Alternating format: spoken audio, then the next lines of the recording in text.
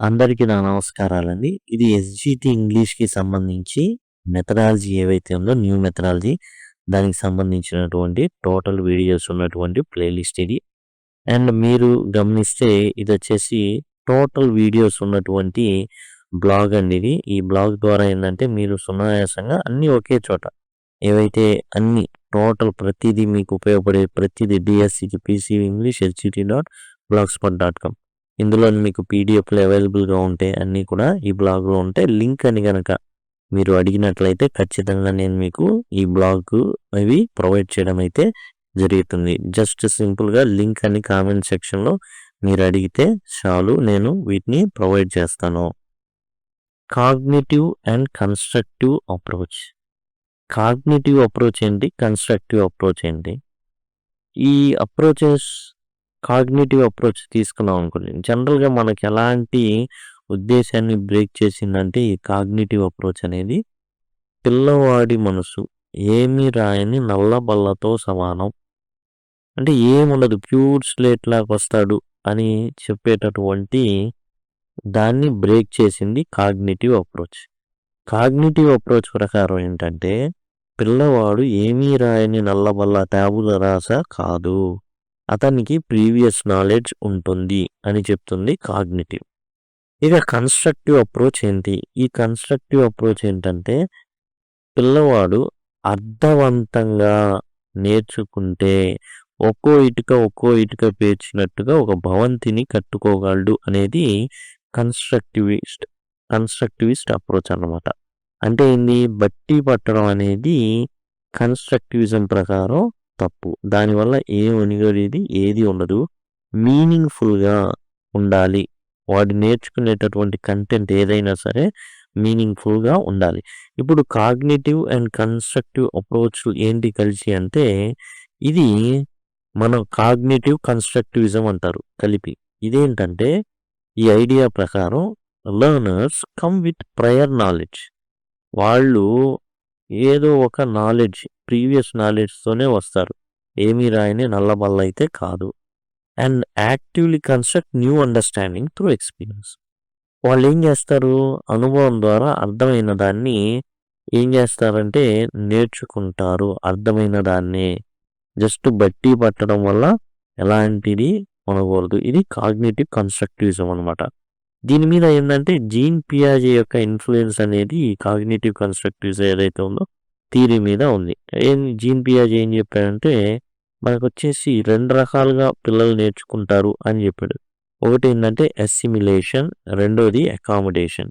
Assimilation అంటే ఏంటంటే new ఇన్ఫర్మేషన్ని తీసుకోవడం.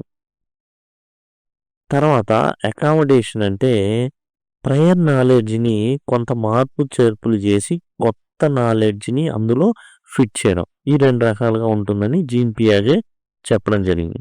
అయితే కాగ్నిటివ్ కన్స్ట్రక్టివిజం అర్థమైంది కదా. ఏంటి ఇది కాగ్నిటివ్ కన్స్ట్రక్టివిజం అనేది? కాగ్నిటివ్ అంటేనేమో పిల్లవాడు ప్రయర్ నాలెడ్జ్తో వస్తాడు. కన్స్ట్రక్టివిజం అర్థవంతమైన చదువు ఉంటేనే పిల్లవాడు దాన్ని నేర్చుకోగలుగుతాడు. ఈ కాగ్నిటివ్ సైకాలజీ అండ్ బయాలజీలో ఉన్నాయి, రూట్ అయ్యి తెలుసుకున్నాక ఎంతో కొంత నాలెడ్జ్తోనే వస్తాడు. Learners are not empty slates. ఏమీ రాయని నల్లబల్ల లాంటి వాళ్ళు కారు, ప్రయర్ నాలెడ్జ్తోనే వస్తారు. అదే cognitivism. Learning is meaningful and active process, not rote memory. ఇది కన్స్ట్రక్టివిజం. కాబట్టి ఏం చేయాలి అంటే నాలెడ్జ్ని ఎలా కన్స్ట్రక్ట్ చేయాలంటే త్రూ ఎక్స్పీరియన్స్, అర్థవంతమైనటువంటి అనుభవాల ద్వారా పిల్లవాడికి నేర్పించాలి. ఈ కాగ్నిటివ్ కన్స్ట్రక్టివిజంలో జీన్ పియాజే మెయిన్ పర్సన్ అన్నమాట. మనం చెప్తున్నాం కదా, అసిమిలేషన్ అండ్ అకామిడేషన్ పద్ధతుల ద్వారా పిల్లవాడు నేర్చుకుంటాడు. ఇక ఈ కాగ్నిటివ్ కన్స్ట్రక్టివిజం ఏదైతే చెప్పుకుంటున్నామో దాని పిల్లవాడి యొక్క పాత్ర ఏంటి అంటే కో కన్స్ట్రక్టర్స్ ఆఫ్ నాలెడ్జ్. టీచర్ ఒక్కడే కాదు కన్స్ట్రక్ట్ చేసేది, పిల్లలు కో కన్స్ట్రక్టర్స్ ఆఫ్ నాలెడ్జ్ అనమాట. They actively participate in the process support by the teacher. ఇప్పుడు టీచర్ చెప్తారు, పిల్లవాడు నేర్చుకుంటారు. అట్లానే లెర్నర్స్ అందరూ కూడా కలిసి నేర్చుకోవాల్సి ఉంటుంది ఓ మీనింగ్ఫుల్ ఎక్స్పీరియన్స్ కోసం. Actively participate in the process, వాళ్ళందరూ కూడా ఏం చేస్తారు, పార్టిసిపేట్ చేస్తారు. ఈ ప్రాసెస్‌లో పార్టిసిపేట్ చేస్తాడు. పిల్లలు ముందు వింటారు, తర్వాత మాట్లాడతారు, తర్వాత రీడింగ్, రైటింగ్ జరుగుతుంది. అంటే LSRW ఇది నేచురల్ వే అన్నమాట. Natural way of learning. Individual డిఫరెన్సెస్‌ని గుర్తించండి. ఈ కాగ్నిటివ్ కన్‌స్ట్రక్టివిజం అనేది. ఇండివిడ్యువల్ డిఫరెన్స్ ఉంటాయి. వైయక్తిక భేదాలనేవి ఉంటాయి. ఇటువంటి కాగ్నిటివ్ కన్‌స్ట్రక్టివిజంలో టీచర్ పాత్ర ఏంటి? Teachers are facilitators. టీచర్లు జస్ట్ ఫెసిలిటేటర్స్ మాత్రమే. అంటే వాతావరణాన్ని ఖరారు చేస్తారు వాళ్ళు. పిల్లలు ఏదైనా నేర్చుకుంటుంటే దాన్ని ఏం చేస్తారంటే పుష్ చేస్తారు. Very good. ఇంకొంచెం నేర్చుకోండి. అట్లా పుష్ చేస్తారు. కంటెంట్ డెలివరీ జస్ట్ ఏదో కంటెంట్ చెప్పుకొని వెళ్ళిపోయే వాళ్ళైతే కాదు. ఫెసిలిటేటర్ ఏం చేస్తాడంటే వాతావరణాన్ని క్రియేట్ చేయడమే కాకుండా ఏమైనా డౌట్లు ఉన్నప్పుడు వాళ్ళకి సాయం చేస్తాడు. రిసోర్సెస్ ప్రొవైడ్ చేస్తాడు, గైడెన్స్ ఇస్తాడు, స్కఫోల్డ్ లెర్నింగ్ ఇస్తాడు. స్కఫోల్డ్ లెర్నింగ్ అంటే ఇప్పుడు జనరల్‌గా ఎట్లా ఉంటుంది? ఓ భవంతిని కట్టేటప్పుడు స్లాబ్ వేసినప్పుడు ఏం చేస్తారు? దానికి సపోర్ట్‌గా కర్రలు పెడతారు. ఆ కర్రలు ఎప్పుడు ఉంచేస్తారు జీవితాంతం లేదు. ఒక 5, 10 రోజుల తర్వాత తీసేస్తాడు. అట్లానే లెర్నింగ్‌లో కూడా టీచర్ అట్లా నిలబడతాడు. ఎప్పటి వరకు? సపోర్ట్‌గా. కొన్ని రోజులు మన అవసరం లేదనుకున్నప్పుడు సైడ్ అయిపోతాడు. అట్లా అనమాట. Design curriculum based on learners existing knowledge. Cognitives చెప్పేది అదే. పిల్లల్లో ప్రీవియస్ నాలెడ్జ్ ఉంటుంది. ఆ ప్రీవియస్ నాలెడ్జ్ ప్రకారం అతను ఏం చేస్తాడు అంటే తనకు ఏదైతే తెలుసో అసిమిలేషన్ అకామిడేషన్ ప్రక్రియ ద్వారా తానైతే నేర్చుకుంటాడు. అసిమిలేషన్ అంటే ఏంటి? తాను ఏదైతే న్యూ ఇన్ఫర్మేషన్ ఉందో దాన్ని తనకు తెలిసిన నాలెడ్జ్ పక్కన పెట్టుకుంటాడు. కొత్త నాలెడ్జ్ అనమాట. యాడ్ చేసుకుంటాడు. అకామిడేషన్ అంటే ఏంటంటే తన దగ్గర ఉన్న ఇన్ఫర్మేషన్‌ని మార్పులు, చేర్పులు చేసుకోవాల్సి ఉంటుంది. అంటే పాత ఇన్ఫర్మేషన్ కొంచెం పాతదైపోయింది. దాంట్లో ఈ కొత్త దాన్ని చొప్పించుకుంటాడు. దాన్ని అకామిడేషన్ అంటారు.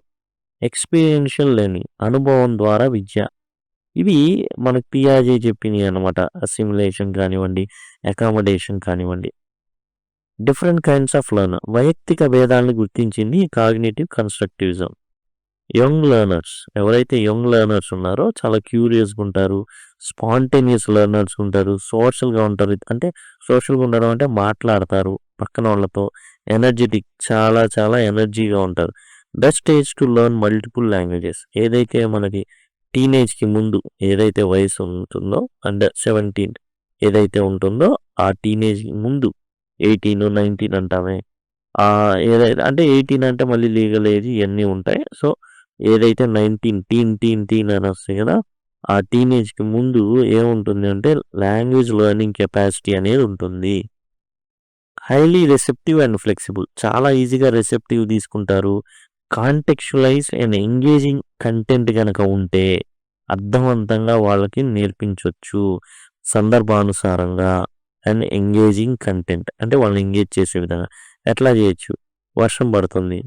అప్పుడే రెయిన్‌కి సంబంధించిన ఏదైనా రైమ్ గాని rain go away, come again, other day ఇట్లా ఉందనుకోండి. ఎంగేజింగ్ కంటెంట్ ఉంటే దే లెర్న్ ఇట్. బిగినర్స్. ఇప్పుడు వైయక్తిక భేదాలు చెప్తున్నాననమాట. స్టూడెంట్స్‌లో ఉండేటటువంటి తేడా. బిగినర్స్ అంటే స్టార్ట్ చేసేవాళ్ళు. క్లాస్ రూమ్‌కి, లాంగ్వేజ్‌కి కొత్త వాళ్ళు. వాళ్ళకి స్పెషల్ మోటివేషన్ కావాలి. కన్సిస్టెంట్ సపోర్ట్ కావాలి. స్కాఫోల్డింగ్ టెక్నిక్స్‌ని మనం ఇస్తామనమాట. సింపుల్ క్లియర్ ఇన్‌స్ట్రక్షన్స్‌ని వాళ్ళకి ప్రొవైడ్ చేయాలి. Real life use of language అనేది వాళ్ళకి కలగజేయాలి. రియల్ లైఫ్ లాంగ్వేజ్ యూజ్ అనేది. అంటే ఎక్కడెక్కడ మాట్లాడతారు ఇంటర్వ్యూస్ కానివ్వండి, రకరకాల ప్రదేశాలు చేస్తారు కదా! ఇంటర్వ్యూస్ ఉంటాయి. ఇవి జనరల్‌గా out side of the class room ఏవైతే జరుగుతుందో దానికి పద్ధతిలో స్మాల్ అంటే చిన్న చిన్నగా ఇంట్రొడ్యూస్ చేయాల్సి ఉంటుంది. ఇక ఇండియాలోకొచ్చేసి ఏందంటే ప్రాబ్లమ్ ఏందంటే లార్జ్ క్లాసెస్ ఉంటాయి. చాలా డైవర్స్‌గా ఉంటారు. అండ్ ఓవర్ క్రౌడెడ్ క్లాసెస్ అన్నమాట మనయి. అయితే హెటెరోజీనస్ ఆర్ హోమోజీనస్ గ్రూప్స్‌ని క్రియేట్ చేసుకోవాలి. హెటెరోజీనస్ అంటే ఇప్పుడు ఏ గ్రేడ్ ఉంటుంది. B grade, C grade, D grade ఇట్లా ఉంటాయి. ఇప్పుడు మన దగ్గర 40 మంది పిల్లలుంటే 10 గ్రూపులు చేశామంటే నలుగురు పిల్లలైతే ఆ గ్రూప్‌లో A grade, B grade, C grade, D గ్రేడ్‌ని పెట్టామనుకోండి. ఇలా రకరకాల దీన్ని హెటెరోజెనస్ గ్రూప్స్ అంటాం. అండ్ హోమోజీనియస్ గ్రూప్స్ అంటే ఏందంటే ఏ గ్రేడ్ వాళ్ళని ఒక సెక్షన్‌లో ఉంచుతాం. అట్లా డివైడ్ చేసుకోవాలి. యాక్టివిటీ బేస్డ్ లెర్నింగ్ వర్క్స్ అనేవి ఇవ్వాలి. ఏదైనా యాక్టివిటీ ఇచ్చి ఈ యాక్టివిటీ చేయండి. బ్రెయిన్ స్టార్మ్ చేయండి ఈ టాపిక్ మీద. ఆ విధంగా. సోషియో సైకలాజికల్ ఫ్యాక్టర్స్ ఇవి కూడా చాలా వైయక్తిక భేదాలకి కారణమవుతాయి. ఎందుకంటే ఒక్కో పిల్లోడికి ఒక్కొక్క యాటిట్యూడ్ ఉంటుంది. పాజిటివ్ యాటిట్యూడ్ ఉందనుకోండి బెటర్ లెర్నింగ్ జరుగుతుంది. సపోజ్ టీచర్ మీద నమ్మకం ఉందనుకోండి. And then learn very fast. ఏం చెప్పినా వింటారు, నేర్చుకుంటారు. అదే ఎక్కడ డౌట్ ఉందనుకోండి, ఫస్ట్ ఆ డౌట్ క్లియర్ అయ్యేదాకా వాళ్ళు ఎట్లా ఉంటుందంటే యాటిట్యూడ్ సరిగా ఉండదు. నెగెటివ్ యాటిట్యూడ్స్‌ని మనం ఏం చేయాలి అంటే వాటిని ఫిక్స్ చేయాలి. వాళ్ళని ఎఫెక్టివ్ లెర్నర్స్ చేయాలంటే ఏదైతే వాళ్ళలో నెగెటివ్ ఉందో ఆ నెగెటివ్‌ని తీసేసి మాడిఫై అంటే అది తీసేసి మాడిఫై చేసి వాళ్ళ నమ్మకాన్ని కలిగించడం. యాప్టిట్యూడ్ అంటే అభిరుచి. ఒక్కొక్కళ్ళకి ఒక్కో అభిరుచి ఉంటుంది. కొంతమంది చాలా చాలా ఇంట్రెస్టింగ్‌గా ఇన్వాల్వ్ అవుతారు. కాబట్టి ఈ స్పెషల్ ఎబిలిటీస్‌ని వాళ్ళలో ఉన్నాయా? యాప్టిట్యూడ్ ఉందా? అభిరుచి ఉందా? దాన్ని బట్టి మనం ఫాలో అవ్వాలి. ముందుకెళ్ళాలి. మోటివేషన్ అంటే పిల్లల్ని ఇంకా నేర్పించడానికి అరే నువ్వు భలే బాగా చెప్తున్నావు. Very good. ఎక్సలెంట్. రీఇన్ఫోర్స్‌మెంట్ అనేది ప్రొవైడ్ చేయాలి. ఇది చాలా చాలా important. Motivation is very very important. Involves interest, purpose, encouragement, praise and contextual relevance. కాబట్టి ఎట్లా ఉంటుంది? ఎంకరేజ్‌మెంట్ చేయాలి. వాళ్ళని పొగడాల. ఓకే. ఈ విధంగా ఏం చేయాలంటే వాళ్ళలో ఇంట్రెస్ట్ అనేది కలిగించాలి. తర్వాత కొన్ని రివార్డ్స్, ఫీడ్‌బ్యాక్, చైల్డ్ సెంటర్డ్ మెథడ్స్‌తో ఇంప్రూవ్ అనేది కలిగించొచ్చు ఈ మోటివేషన్‌లో. నీడ్స్ అవసరాలు. Curriculum should be based on student needs and learning styles. పిల్లల అవసరాలకు తగ్గట్టుగా రూపొందించబడాలి ఏదైనా కరిక్యులమ్ అనేది. అది ఎలా ఉండాలి? అన్ని గ్రేడ్‌ల వారిని కన్సిడర్ చేసి ఉండాలి. డైవర్స్ లెర్నర్స్ అంటే ఎవరు? స్లో లెర్నర్స్ ఉంటారు, ఫాస్ట్ లెర్నర్స్ ఉంటారు, యాటిట్యూడ్ ఉన్నోళ్ళు ఉంటారు, యాప్టిట్యూడ్ ఉన్నోళ్ళు ఉంటారు. Level of aspiration introduced by Dembo and studied by Hoppe. ఈ వీళ్ళిద్దరూ ఈ ఎల్ఓఏని అంటే లెవెల్ ఆఫ్ యాస్పిరేషన్‌ని వాళ్ళు స్టడీ చేశారు వీళ్ళిద్దరు. ఏందంటే ఇతను ఏదైతే లెవెల్ ఆఫ్ యాస్పిరేషన్ అంటే ఇంత నేర్చుకోవాలనుకుంటాడు. సపోజ్ స్థాయిలు ఉన్నాయనుకోండి 1, 2, 3 ఇట్లా స్థాయిలు ఉన్నాయనుకోండి ఎక్కాలి. ఇతను ఏమనుకుంటాడు నాకు 2 వరకు వస్తే చాలు ఈ స్థాయి వరకు. కానీ అతను 4కి వెళ్ళాడనుకోండి. అసలు ఏమవుతుంది అంటే అసలు అతనిలో ఫుల్లీ మోటివేటెడ్ అవుతాడు. Failure leads to demotivation. Failure అయితే డీమోటివేట్ అవుతాడనమాట. Home environment. Home plays major role in early learning and language exposure. In home environment అనేది చాలా ఇంపార్టెంట్. ఇంట్లో గనక ఇంగ్లీష్ మాట్లాడుతున్నాం అనుకోండి, ఏదైతే మన లెఫ్ట్ ఫ్రంట్‌లో ఈ లాంగ్వేజ్ లెర్నింగ్‌లో చాలా ప్రముఖ పాత్ర వహిస్తుంది అని చెప్పుకున్నామో, ఇది ఏం జరుగుతుంది అంటే హోమ్ లెవెల్‌లోనే గనక ఉంటే, అంటే ఇంట్లోనే ఇంగ్లీష్ మాట్లాడుతున్నారనుకోండి, ఖచ్చితంగా పాజిటివ్ హోమ్ ఎన్వైర్న్మెంట్ ఉంటే హయ్యర్ లాంగ్వేజ్ అక్విజిషన్ జరుగుతుంది. ఈజీగా నేర్చేసుకుంటారు ఏ లాంగ్వేజ్ అయినా. టీనేజ్ వయసు ఏదైతే ఉందో అది అవ్వకముందు గనక ఉంటే. ఎస్‌ఈఎస్ అంటే సోషియో ఎకనామిక్ స్టేటస్ కూడా ఏమవుతుందంటే ఎఫెక్ట్ చేస్తుంది పిల్లోల్లో నేర్చుకునేదాన్ని. ఎట్లా? ఇప్పుడు మంచి ఉందనుకోండి ఓ ట్యాబ్ ఇస్తారు. లేదా ఇంగ్లీష్ న్యూస్ ఛానల్స్‌ని పెడతారు. అదే సోషియో ఎకనామిక్ స్టేటస్ సరిగా లేదు. పొద్దున్నుంచి సాయంత్రం కష్టపడతారు. వచ్చి సీరియల్ పెట్టుకుంటారు. పక్కన అబ్బాయి, అమ్మాయి వీళ్ళు కూడా ఏం చేస్తారు? ఆ సీరియల్‌లోనే నిమగ్నం అవుతారు. They learn Telugu not English. కాబట్టి అదే కొంచెం సొఫిస్టికేటెడ్ కొంచెం నేర్చుకునే ఫ్యామిలీ వస్తారు, రిలాక్స్ అవుతారు. బట్ పిల్లలకి ఏది కావాలో ఆలోచిస్తారు. ఒక అరగంట ఇంగ్లీష్ న్యూస్ ఛానల్ పెడతారు. చూడమంటారు. అలానే కమ్యూనిటీ ఏదైతే ఉందో స్కూల్ బేస్డ్ కమ్యూనిటీ ఉంటుంది. పెద్దోళ్ళు ఉంటారు, ఊరి పెద్దలు. ఇక స్కూల్‌కి సంబంధించిన మేనేజ్మెంట్ కానివ్వండి, అధికారులు కానివ్వండి. వాళ్ళు కూడా సోషల్ స్కిల్స్ అండ్ లాంగ్వేజ్ ఫ్లూయెన్సీకి దోహదపడొచ్చు. ఏదైనా సభలు, సమావేశాలు వాళ్ళని పిలుస్తారు. అండ్ వాళ్ళ సహకారంతో చేసేవి. Group activities and discussions. ఇవి ఏమవుతాయంటే రీజనింగ్ అండ్ మోటివేషన్‌ని కలగజేస్తాయి. ఏదైతే మనం పిల్లలు కూర్చొని నేర్చుకునేటటువంటి ఎన్వైర్న్మెంట్ ఏదుందో అది ఎట్లా ఉంటుందంటే కత్తితో కత్తి పెట్టి సాన చేసినట్టు ఉంటుందన్నమాట. కాబట్టి ఇద్దరు షార్ప్ అవుతారు. ఆ ఇద్దరు షార్ప్ అవుతారు. దాన్ని మనం ఏందంటే ఆ పద్ధతి పీర్ గ్రూప్ అంటే ఏందంటే సమానస్తులు. ఇప్పుడు టీచర్ ఉన్నారనుకోండి. టీచర్ ఎవరు? చాలా ఏజ్‌లో పెద్ద వ్యక్తి ఉంటారు. మో వాళ్ళతో మింగిల్ కాలేదు. కానీ పిల్లవాడితో ఎలా మాట్లాడతాడు? ఒక పిల్లవాడు ఇంకో పిల్లవాడితో తన యొక్క ఇంట్రెస్ట్ మాట్లాడతాడు. బడాయిపోతాడు. తనకొచ్చింది చెప్తాడు. మా నాన్న ఇంత గొప్ప అని చెప్తాడు. మా ఇంట్లో ఇయన్నీ ఉన్నాయని చెప్తాడు. పీర్ గ్రూప్ దీన్నే ఈ ఏదైతే కాన్వర్జేషన్ ఏదైతే ఇంటరాక్షన్ ఉందో అండ్ మనం గనక ఆ పిల్లల్లో లాంగ్వేజ్ లెర్నింగ్ గనక పెట్టినట్లయితే అండ్ దే షైన్. ఇక్కడ ఏందంటే స్ట్రాంగ్ పీర్ ఇన్‌ఫ్లూయెన్స్ ఉంటుంది. అది మిడిల్ స్కూల్ ఇయర్స్‌లో బాగా ఉంటుంది.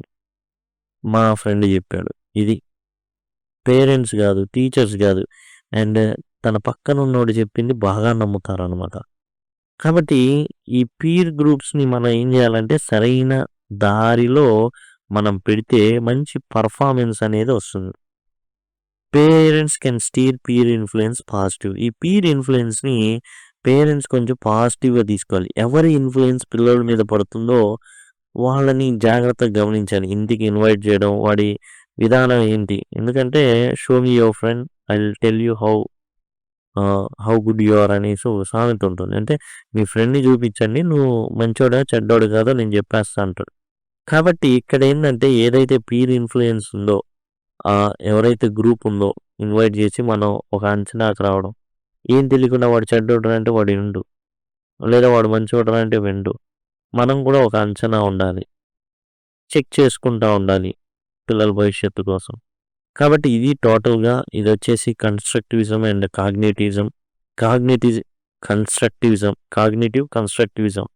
ఏందంటే కాగ్నిటివ్ కన్‌స్ట్రక్టివిజం అంటే ఏందంటే పిల్లల్లో ఇంతకుముందే కొంత ఆల్రెడీ ఉన్నటువంటి నాలెడ్జ్ ఉంటుంది.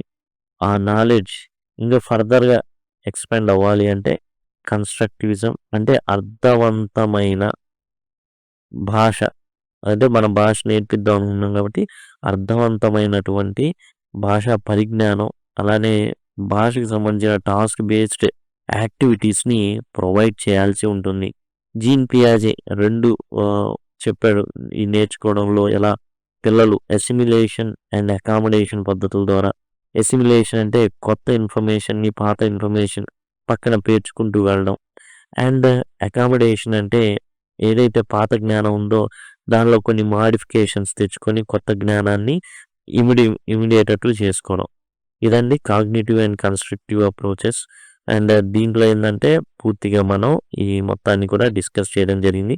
చాలా పేజీలు ఉంటుంది. వీటన్నిటిని కూడా ఏర్చికూర్చి అండ్ అర్థవంతంగా మళ్ళీ రాసి నోట్స్ అనేది మీకు ప్రొవైడ్ చేయడం అయితే జరుగుతుంది. ఈ నోట్స్ మీకు కావాలి అనుకుంటే అండ్ మీకు ఏందంటే బ్లాగ్ అనేది ఉంది. అక్కడి నుంచి తీసుకోవచ్చు. లేదా మీకొచ్చేసి డిస్క్రిప్షన్‌లో ఈ పీడీఎఫ్ ఏదైతే లింక్ ఉందో ప్రొవైడ్ చేయడం జరిగింది. దయచేసి ఎంసీక్యూస్ కూడా దయచేసి గమనించండి.